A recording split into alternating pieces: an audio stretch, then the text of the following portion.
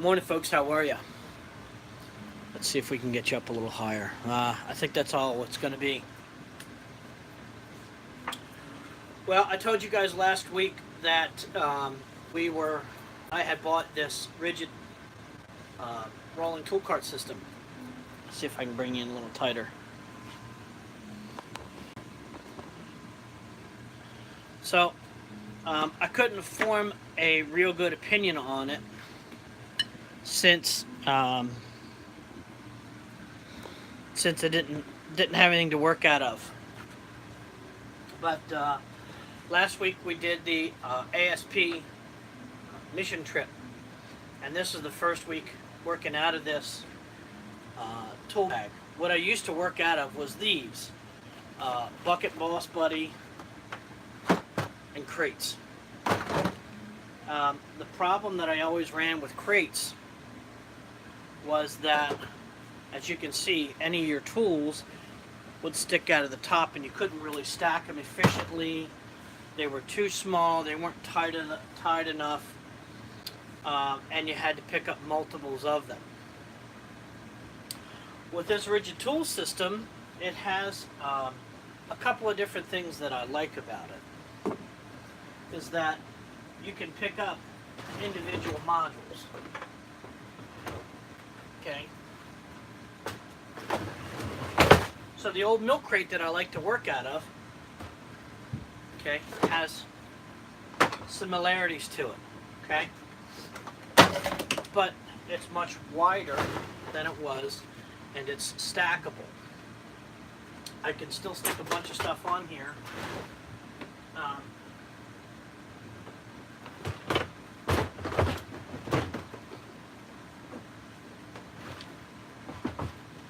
Line it up, and it's lockable.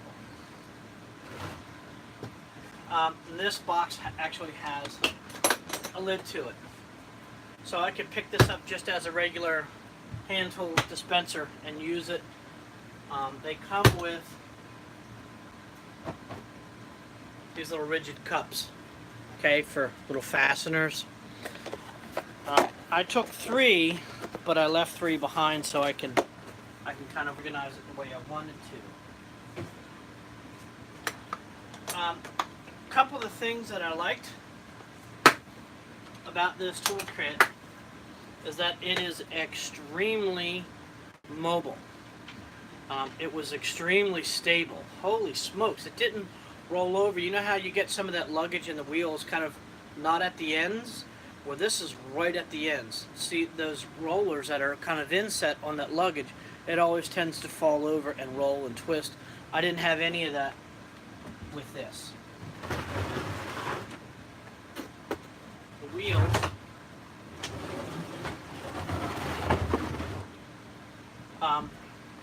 sit slightly proud. Let's see if I can take this off here for a second. So the wheels, you'll notice, sit slightly proud of the box. Okay, so this makes this extremely stable. The other thing I thought I would have a problem with are these wheels. The wheels themselves are, they're appealing, but I don't care about whether they're appealing or not. Is this compound it's a rubber, okay? It's a molded butyl rubber overlay on these hard plastic wheels themselves. I thought that would be a problem, but it wasn't. We were rolling this all on rock, dirt, and mud, in and out of trucks.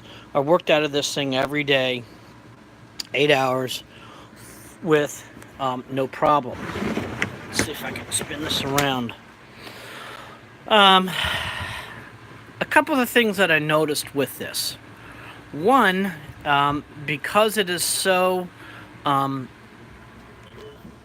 mobile that you can take these pieces, undo that one, undo that one, okay, is it gives you the ability to carry power tools, hand tools, and in-between tools. So that worked extraordinarily well. Okay. So typically when you get this, there's these 3 bins that are here. So, knucklehead.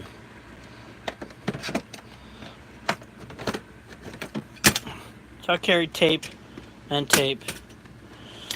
some fasteners in here. So that's kind of what I needed as a backup. And the rest, they had fasteners for us. But we kept all kinds of snips and siding pliers, knives, chalk line, which I got to refill, lights, pencils, all those kind of things out of here. So this really made kind of life very easy to work out of. As an everyday, load up your tool belt and away you go.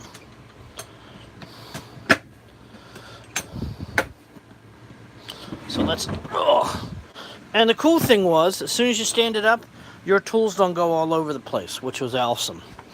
So this is where I kept, new product. So new product was this Gorilla tape. I am a duct tape junkie, as well as every male is a duct tape junkie. So I got introduced to this Gorilla tape. This is awesome stuff, and I got it in the camo. Well, I had a hole in my air mattress, and our local pastor, I texted him, said, hey, I need some Gorilla tape. He says, okay, cool, you got some coming. And he came back with camo Gorilla tape. I love it. So this is what I was able to, and this is thrown in. This is not packed. Okay, so I have these, good. Okay, so these are the 1.5 amp hour batteries from Ridgid that fit on my 18-hour tool. These packs is if you are going to be a homeowner, these are what you need. Anything bigger than this, and it's really kind of not, it's kind of overkill. But if you're going out and you're working every day, these are not enough. These are nowhere near enough. At the end of the day, the battery is done. It's absolutely done. Little light, right angle, picture hanging clamps, more tapes. Okay, I'll get into that in a second. The charger. Okay, so literally this is chucked in. You see how this is, how it's getting. Okay, the chargers. Alright, so those are the chargers. There's the other battery. I don't know if this needs charging or not. I did enjoy the fact, okay, I did charge them up before we left. I did enjoy, where is the Ridgid charger? Where is it? Where it be at?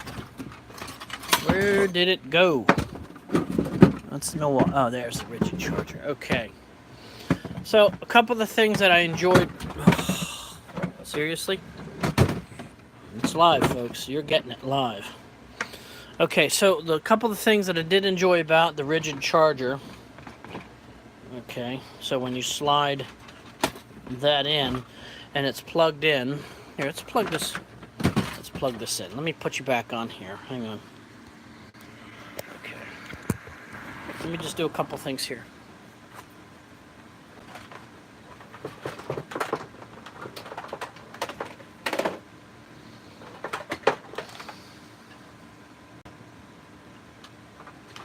I don't know how cords all of a sudden get mangled, tangled, and everything in between.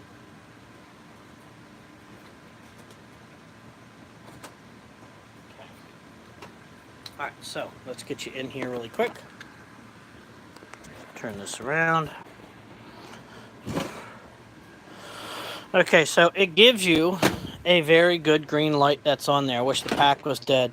But it also shows you on the pack itself. So whichever way that this is, okay, going, oops, I just pulled it out of the charger. Good one, Matt. Okay, it will show you this turns solid green when it's ready to go. And that is fully lit. So I do like that. I do like that a lot. What's going on, Miss Marie? How are you? So, that was, then I had a chance to use the impact driver. And then I did also have a chance to use this Ridgid 18-volt drill, whichever one it was. The drill itself is kind of weird in the sense that when you start it, it goes, but when it senses a high demand of torque, it speeds up rapidly, almost like it's a two-stage transmission that's in it. But it's not mechanical, it's actually electrical. So it's a kind of a weird drill. It did the job, and it was nowhere lacking of power. The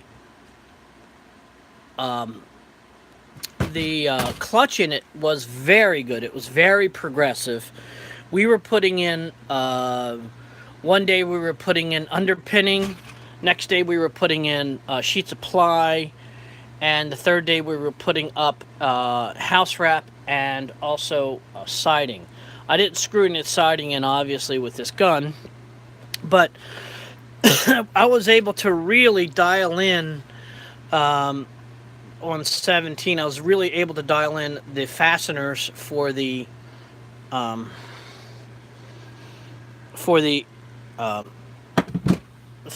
underpinning. So the next drill that I had was this Milwaukee. Okay, this I didn't charge at all. I'm not sure where this is on its. Okay, so we used it for a week. We used it for a week, and it is one thing down. It is one.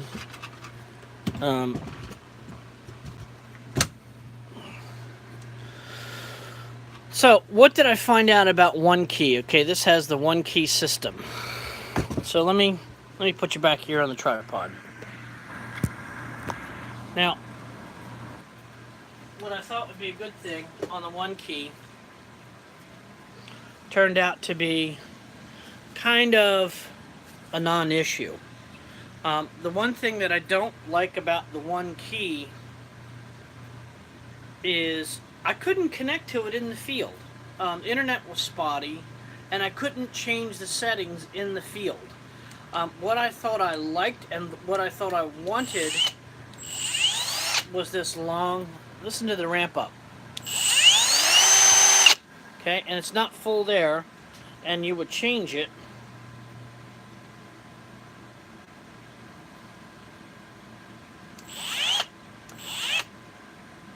And here I can't even change it. Okay, so that was the problem I found with the One-Key. It had tons of power. The weight of it is a little much. Okay, the motor up here is kind of heavy, so that's where I see that Milwaukee wants you to get M12. As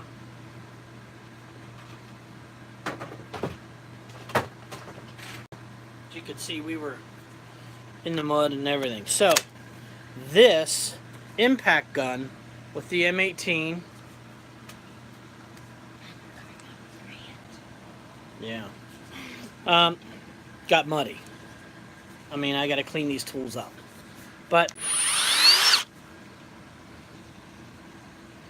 so this one I can change. But what I thought would be good, changing the fasteners and all that kind of stuff onto here, was a moot point. After a while, you just stuck it on one and you just ripped at it. So, was the One-Key a big deal? No. Once you start working with something in the field, you know the tool. So, that was One-Key. So I'm going to charge these batteries up fully. So what I thought would be kind of cool on the One-Key is, was kind of a moot point. The drill had tons of power. It was a bit heavy compared to the Ridgid.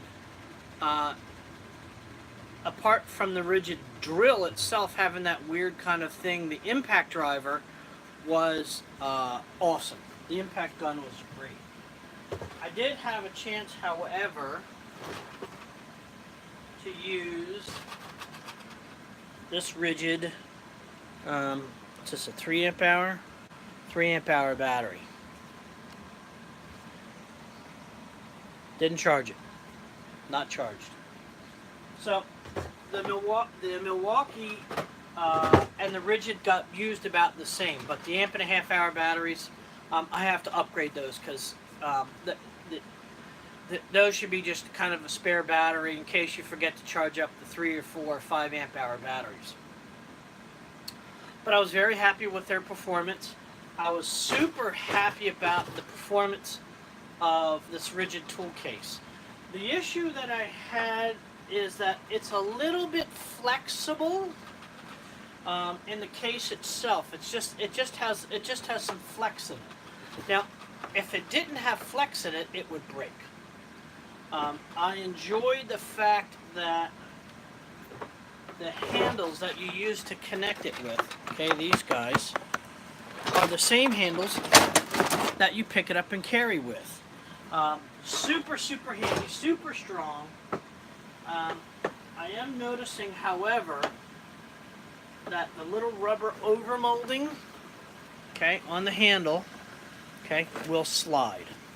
So you just have to be careful that they give you a little kind of a milk crate-y kind of thing there to pick it up with, but this is what you want to grab it with. So it has a little bit of flex to it, okay? And if it didn't have that flex to it, it would crack. You know, if you look at it, if you look at the milk crate itself has flex to it, but it has a lot more rigids to it. A couple of the things that I did not like about this Ridgid, there are a couple of things.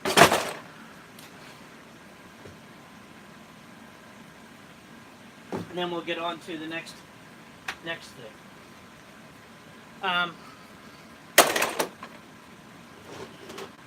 The biggest complaint I have with this is the handle. The handle itself, when you go to extend this all the way up, okay, which is great length, is that there is a lot of movement in the handle, okay? It moves back, and when it's underweight, you really notice a lot of movement in the handle itself. It's not as precise as it should be. It's built for ruggedness, so there's two things. You can have precision and it not be very rugged. Or you could have something that's rugged, but it's not as precise as it should be. So I understand the movement between the two. I'd like to see this maybe out of a different material. I'm not sure. I'm not sure, you know, as an end user, what I would like to see, I don't know if their engineering department hasn't tried already and come to some conclusion with it. The other downfall that I saw about it is that you can carry absolutely everything you will need, at least for me, for a week for doing rough carpentry. You can get different modules and stack those on for either finished carpentry or what you may be doing. The fact that it can hold so many tools is that you can take too many tools. So I don't know if that's a good thing or a bad thing. It's just what I happen to notice. So overall, am I very happy with this case? Is it durable? Yes, it's very durable. Am I very happy with it? I did not make a bad purchase whatsoever. As you look through here, I am very happy that I did not. Husky makes a semi one. It's about the same. I'm glad I bought this version as opposed to the Husky version. The Husky version is a little more homeowner driven. It's not as ruggedized as I think that this Ridgid box is. It I would like to see a couple of accessories that Ridgid would be able to deal with this. One is have one of these with just a fastener tray itself inside of it. And the other one I would like to see is, this is perfect height for my chop saw. There is a video that a guy took of this. He took the hinges off and cut the bottom off of this and then attached wood to it to attach his chop saw to it. I would like to see Ridgid actually make a platen or a plate so that you could attach tools, like maybe a planer base or a chop saw. That would be a great system for this to set it up and rock and roll.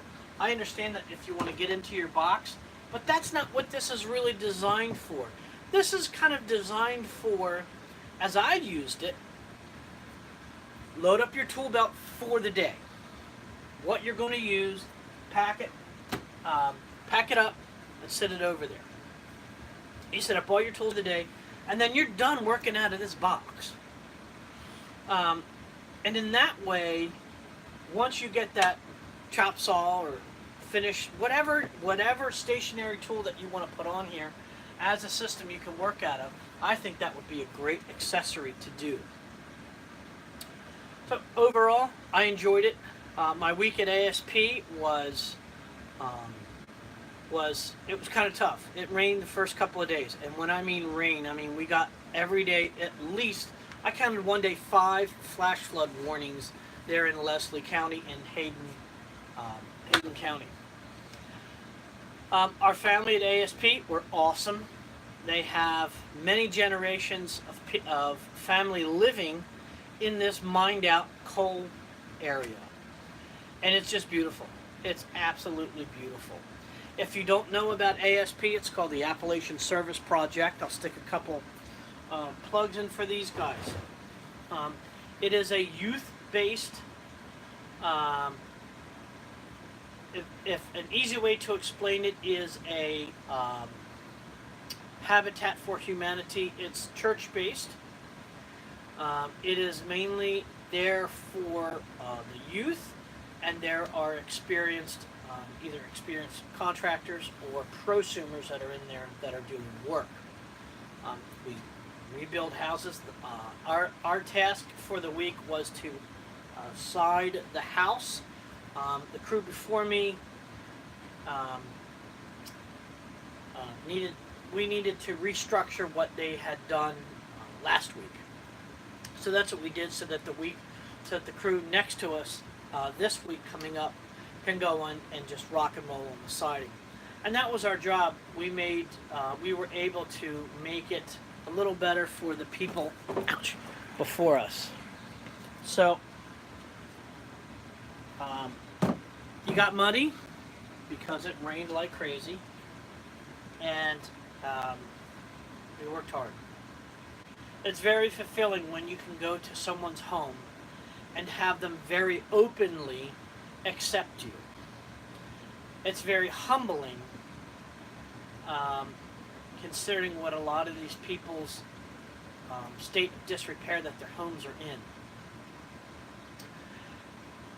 And for them to welcome you into their homes openly is pretty humbling. And probably by the first day of work, you want to put everything into it. This is a volunteer situation. You don't get paid. You actually pay to be there.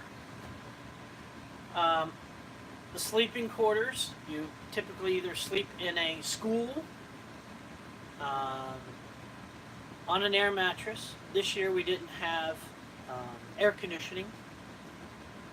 Although the school was half air conditioned, the room that they had us stay in had no air conditioning.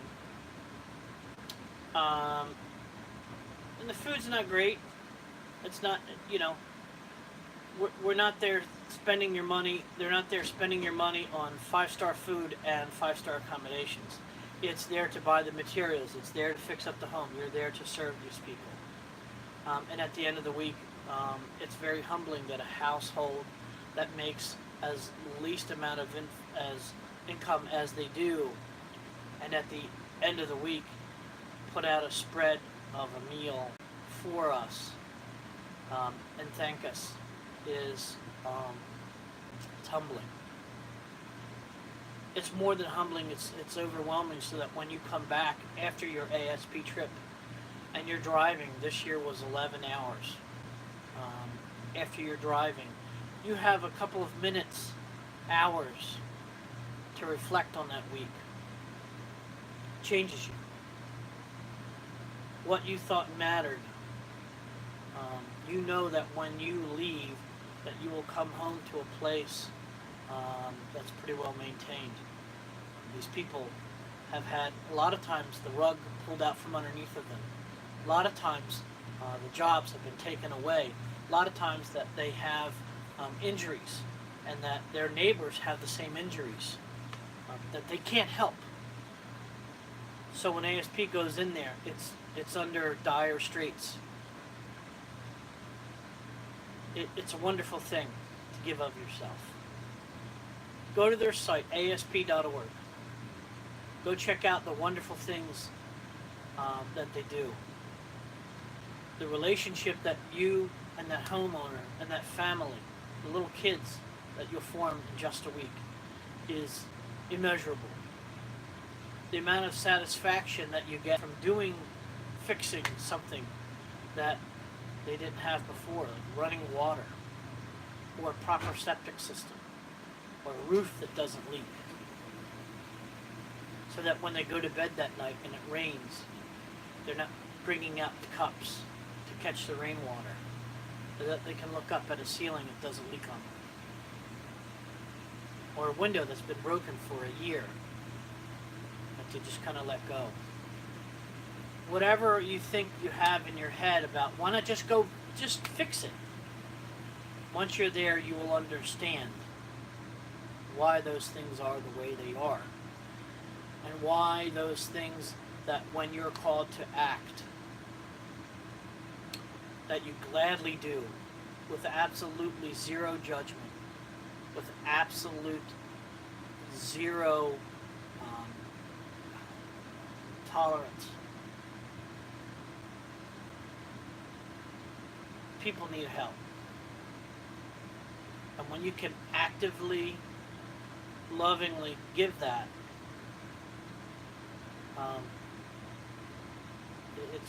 it's transformative.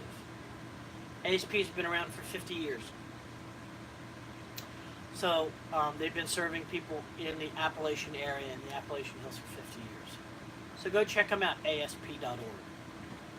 That's my stint for ASP. Go check them out. Go check out this Ridgid toolbox. Go check out Gorilla Tape. I don't know what I did with it, but it's fun. So if you have any questions about ASP, link them down, put them in the comments down below. Thanks for joining me for this live. I know it kind of rambled on for a little bit, but go check out this Ridgid toolbox. It's kind of cool. Thanks for joining me. We'll talk to you guys later. Thanks. Bye-bye.